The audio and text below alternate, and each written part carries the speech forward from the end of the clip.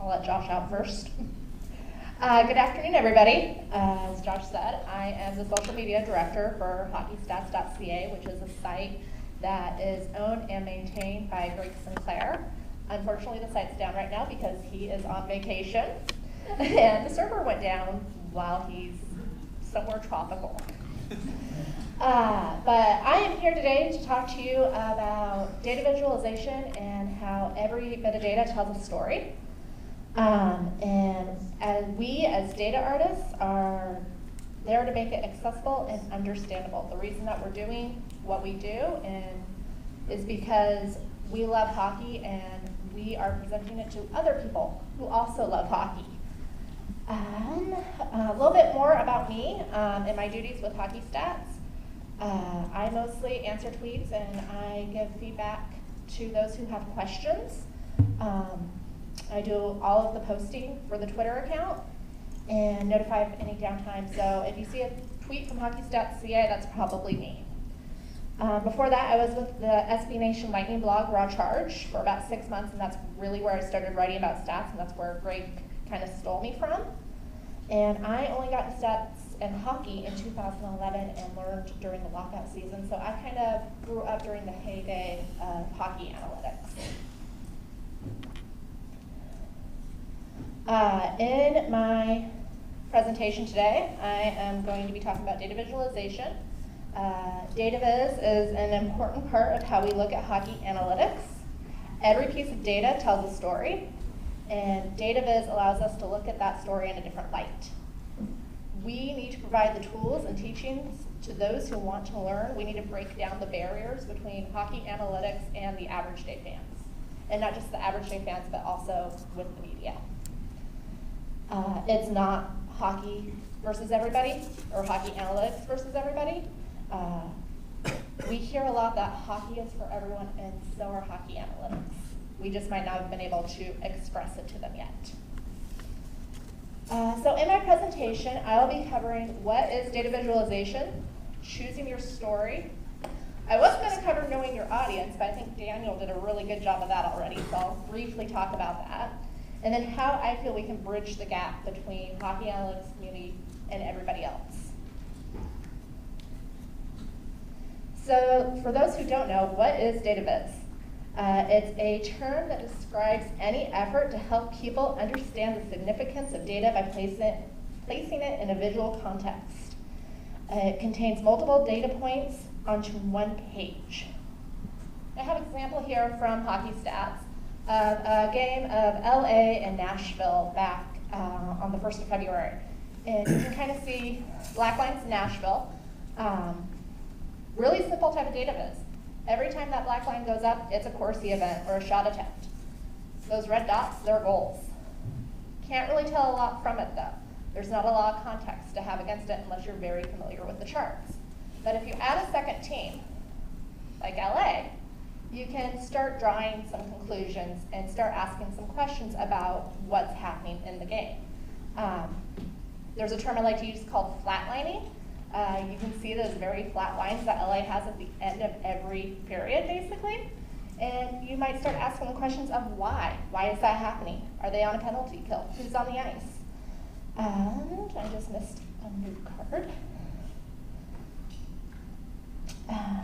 So we use data viz to identify trends, patterns, and correlations that might go undetected in text-based data. It makes large data sets understandable. People can read visualizations easier than people can read columns and numbers. A picture's worth 1,000 words, but a picture's also worth 1,000 numbers. And then it also allows us for something that I like to call multi-view analysis. Sorry.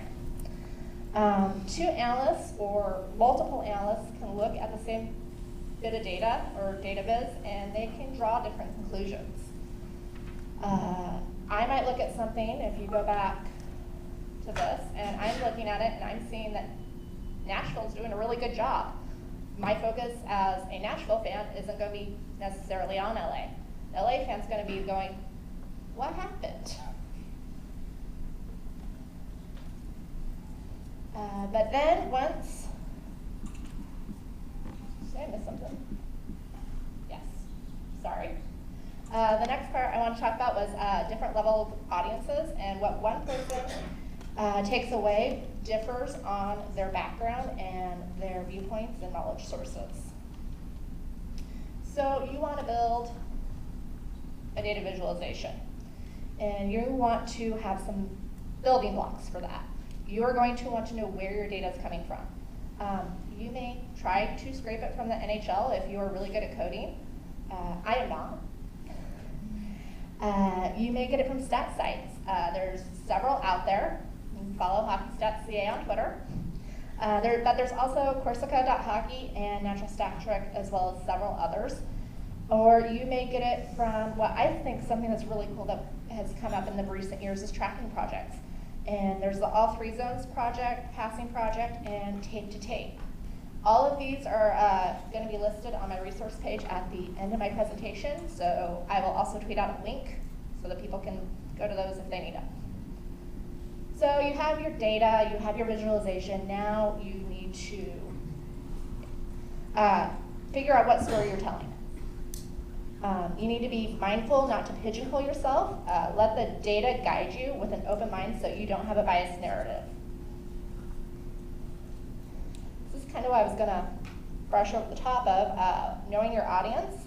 I do want to talk a little bit more than Daniel did, because on social media, a lot of the times we don't know our audience that we're presenting our data visualizations to. And when you start putting things out into the public atmosphere, you may come across people who either know a lot or know a little bit. And I think a lot of times in crosswires with hockey analytics comes from somebody asking a question in a tone that somebody else perceives as kind of harsh. And so I think if you know who you're talking to and what level of audience they're at, it may cut out some of the strife that we see on social media these days.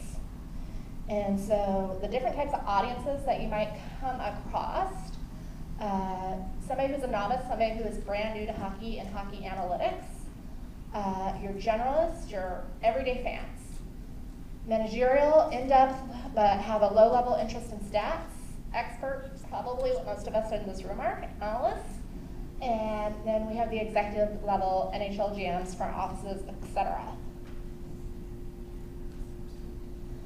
So bridge the gap. How do we do that, and why should we do it?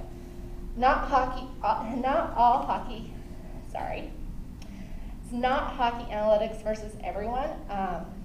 We never know who's going to be the next great analytical mind that comes up into the hockey world, and we should strive to be an inclusive environment. And one of the major roadblocks for that is the language barrier. We have kind of debunked plus minus.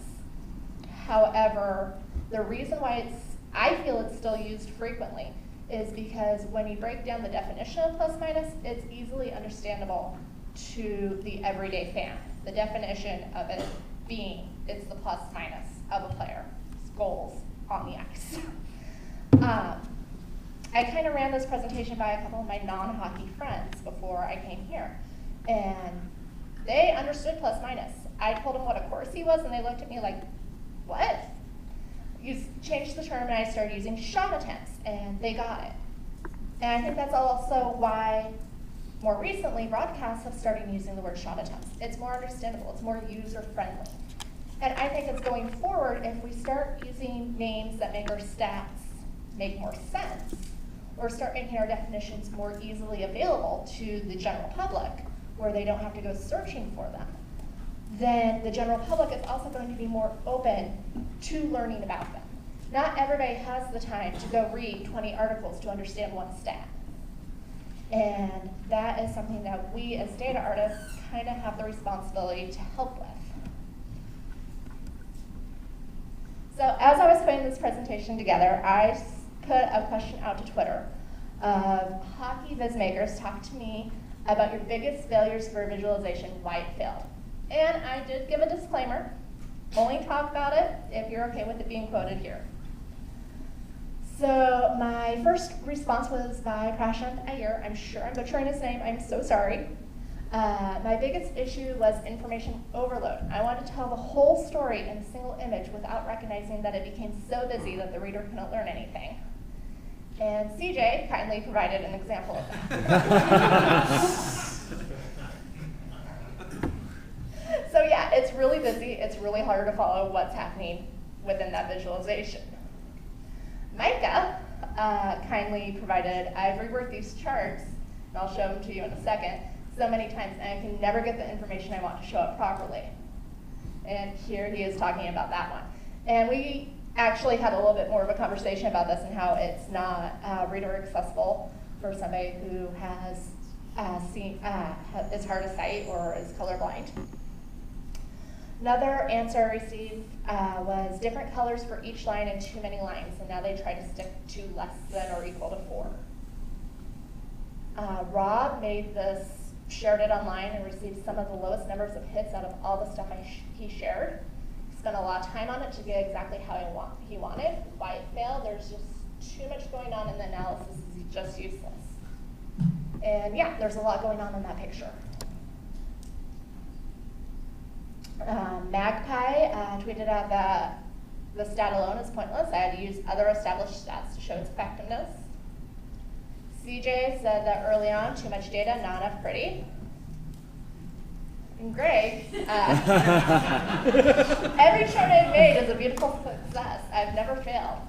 I'm just going to present this without comment.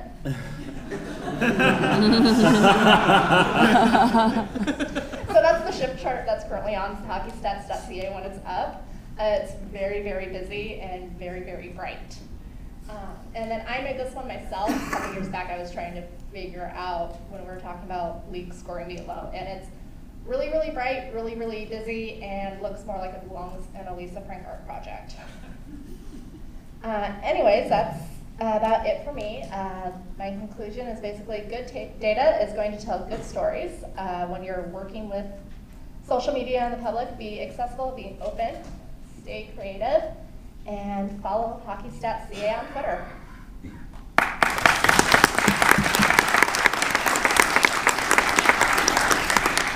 Same thing, questions for the audience?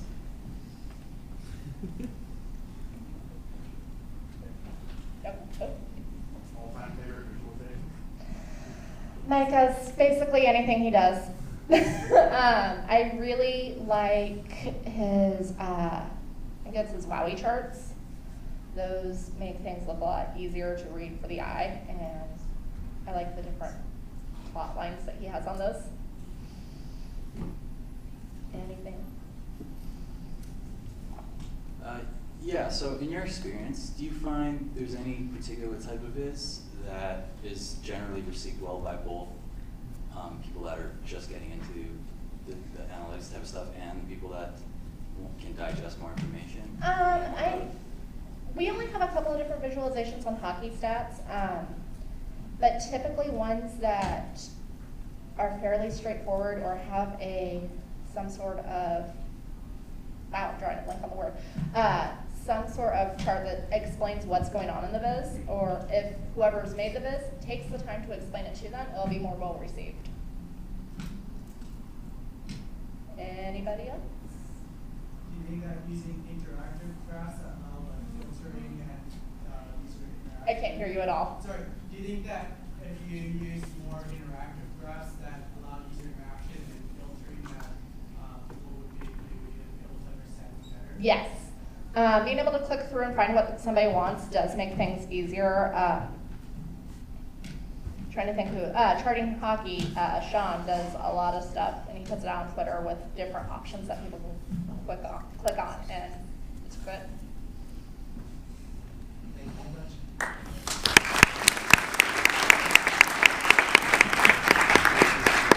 All right, we're just going to take a 10-minute break here before Mike